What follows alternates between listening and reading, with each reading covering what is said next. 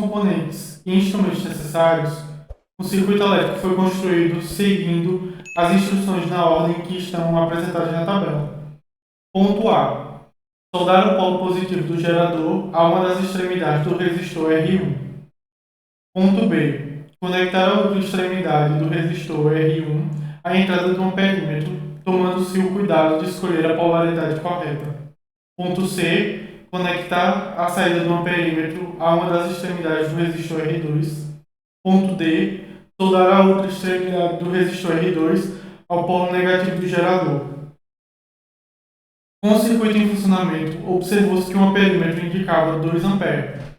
Com a ponta de prova de um voltímetro sendo manipulada, conectada ao ponto D e fazendo a outra ponta desse voltímetro tocar os pontos A, B e C, obtiveram-se nesta ordem as tensões de 60, 20 e 20 volts.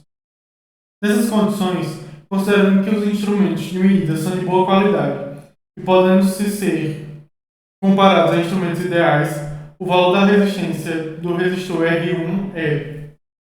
Então perceba, aqui o ponto A é a conexão entre o gerador e o resistor R1.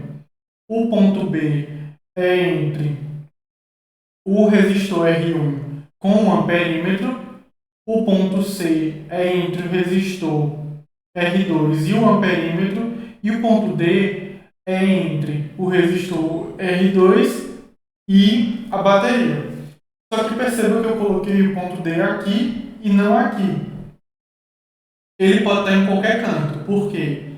Daqui, deste ponto aqui, até este ponto aqui que eu marquei como ponto D, não existe nenhum elemento de circuito entre eles. Logo, o ponto D pode ser aqui, a tensão do ponto D pode estar aqui, ou pode estar em qualquer outro lugar. Mas para facilitar a visualização, é melhor colocar aqui. Então, se eu considerar o ponto D como 0 volts, eu vou ter que o ponto A vale 60 volts, porque a diferença de potencial entre eles vale 60 volts.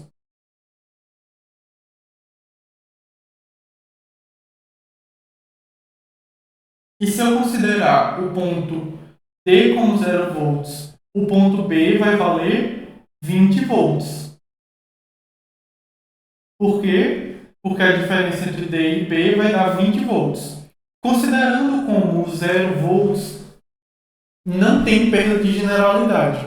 Porque como eu estou fazendo uma diferença de potencial, poderia colocar aqui, por exemplo, como se fosse 10 volts.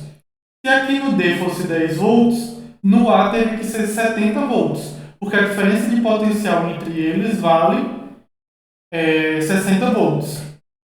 Então perceba, entre os pontos A e B, aqui eu vou ter uma DDP de quanto? De 40. Por quê? Eu tenho 60 volts aqui no A e 20 volts no B. Então, o U de R1 é igual a 40 volts. A corrente que ele me deu aqui para um perímetro é de 2 amperes. Como esse circuito está todo em série, o que é que vai acontecer? Essa corrente aqui de 2 amperes é a mesma que passou pelo resistor R1 e a mesma que vai passar pelo resistor R2.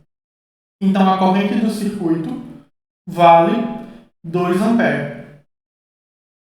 Pela lei de Ohm, eu tenho que U é igual a R vezes I.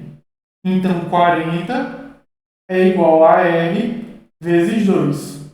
R igual a 20 ohms, que fica como gabarito a letra D.